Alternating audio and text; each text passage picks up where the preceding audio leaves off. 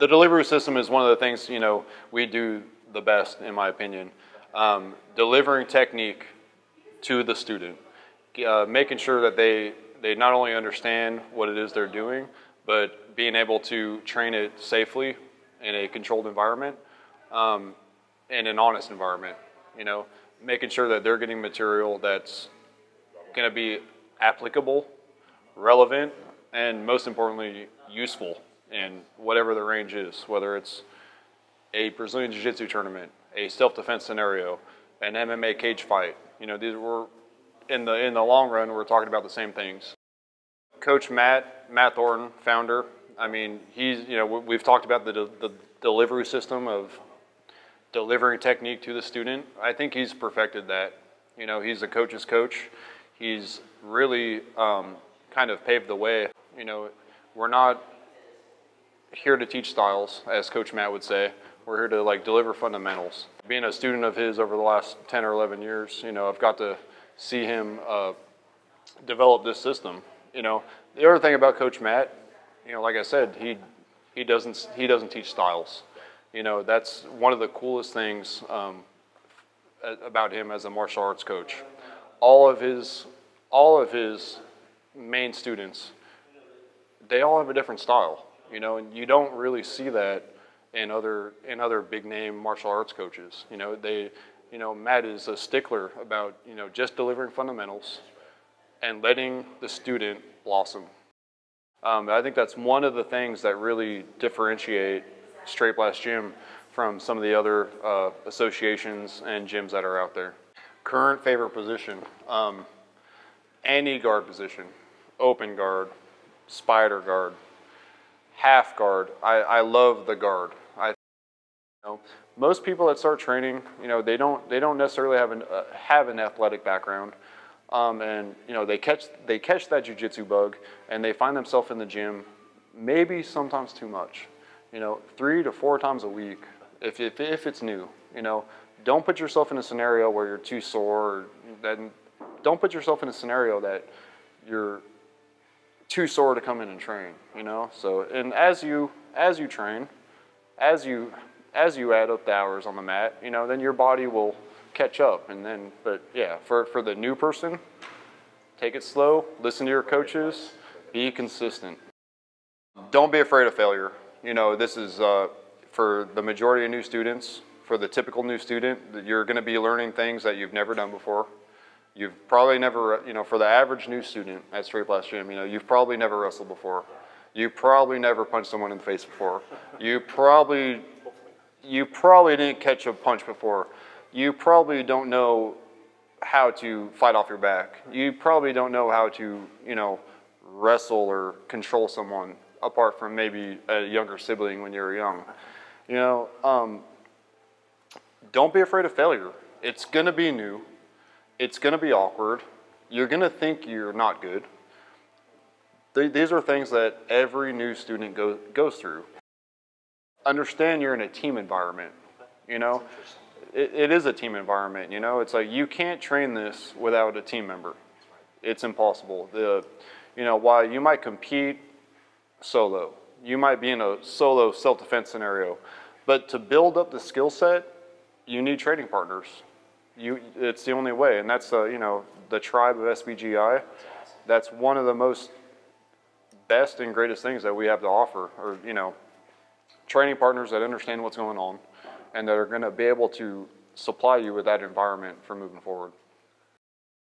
You can't build up this skill set without failing multiple times, time after time again. Whenever you're trying to do something new, there's something that you've never done before, you have to be able to deal with that failure.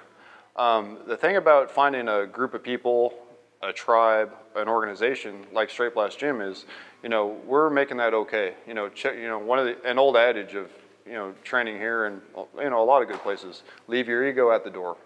You know, you're not going to come in on the practice mat and win anything.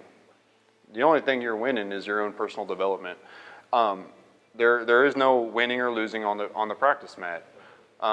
You do not build up a skill set. You don't progress yourself without fighting through some adversity. So when you first start out and you know, and you have people on top of you or below you, and they're, you're dealing with a resisting partner, number one, breathe. Sometimes what happens, you kind of get into the moment.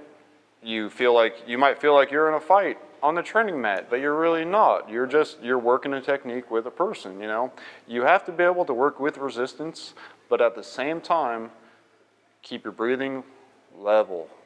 Don't forget to breathe. That's the number one thing. Being able to relax your muscles, but at the same time, being able to use your muscles. It's something that takes time. It's something you have to be conscious about, especially in the beginning. For some people, a long time. An important thing about any combat sport, it doesn't matter, wrestling, boxing, strike, any one of them, you can't gas yourself out, so that's a humongous tool. Being able to control your own personal exertion while you're training is going to be able to help you when you try to apply them in real life.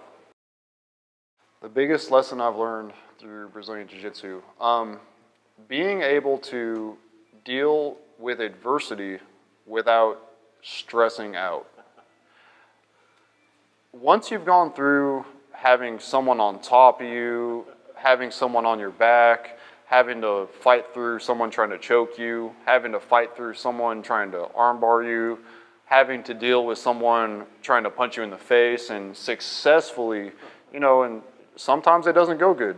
Sometimes you get the better of it. Going through that process and getting out the other end and, and realizing, hey, that wasn't horrible. I didn't die. That's the biggest thing. Once you can survive bad positions on the mat, whether it's wrestling, jiu-jitsu, or striking, that makes other things in real life kind of easy. Like I said, you start dealing with some of these positions where you're uncomfortable, you keep your calm, you keep your breath straight, you survive it. Well, guess what? When you get out to the real world, when stresses come and pressures come, well, not many things really compare to having to survive a combat situation. That's the biggest thing Jiu-Jitsu's brought to me. My problems get smaller when I can survive certain situations on the mat. Favorite submission, omoplata.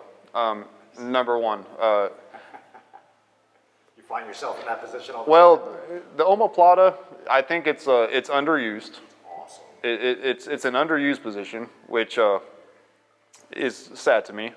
You can find it in a lot of different positions off the guard. Half guard, full guard, spider guard, you name the guard. You can find an omoplata.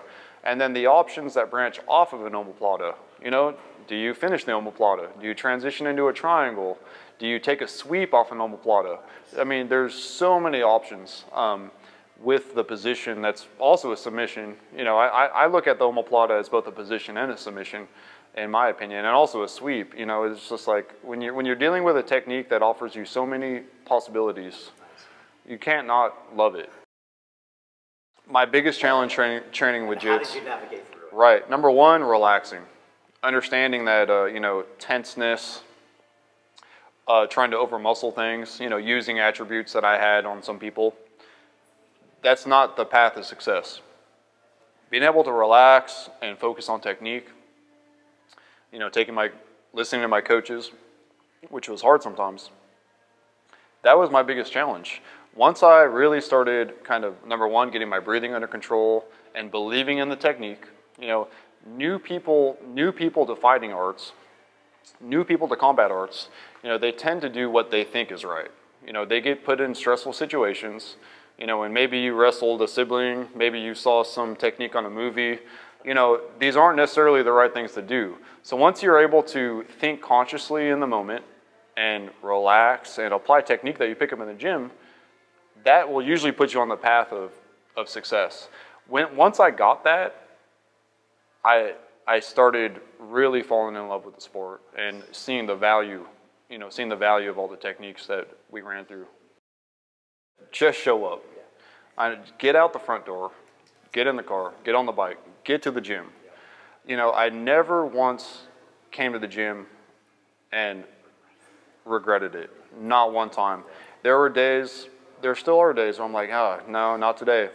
But by the time you get to the gym, you get the gi on, you get your short, whatever it is that you're training that day, you will always forget whatever that issue, whatever that nag was, that you forget about it. You're on the mat, you're in the moment, you're progressing yourself. Biggest thing I'm experimenting with right now is one of my weaknesses, which is how to apply efficient pressure from the top. You know, I watch, I'm going to use Coach Matt as an example. You know, he's a big guy, he's a bigger guy. So, you know, sometimes people just think it's attribute when you look at his top game. But he has one of the most efficient top games. You know, he's able to find the pressure, he's able to find the position of the hip, the position of the shoulder. Whatever the position is, he's efficient. As someone that's always loved to fight off his back, I'm now experimenting with how can I find the most efficient positions for me in the top positions. It's not easy. It's definitely not easy. There's more to it than meets the eye. Position of the shoulder, weight distribution, being able to block the hip out, block the knee out, you know, when you're dealing with a jiu-jitsu or an MMA fight. You know, being able to do all these things and stay relaxed, not use too much energy. These are things I'm looking to do. It's something, you know, I always kind of took for granted, even as a brown belt.